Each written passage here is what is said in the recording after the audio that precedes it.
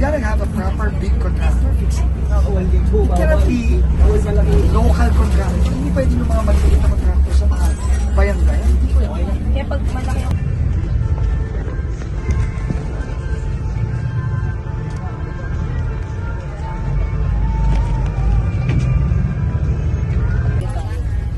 Yeah, but to me, lahat ng plano sa Maharlika, hindi pwedeng district or region lang. Kailangan vetted ng central to. Kukuha tayo ng consultant dito na maayos para i-vet lahat ng plano dito. Kasi kung gagawa na tayo, yung long term na to, hindi yung ganyan.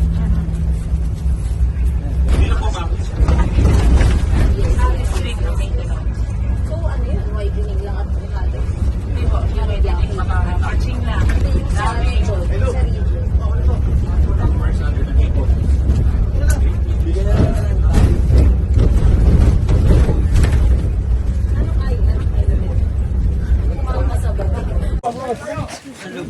Kayo na nagbabaha.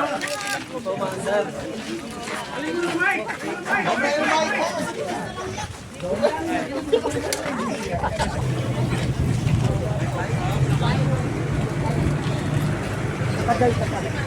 Kaya hati, buo kami ng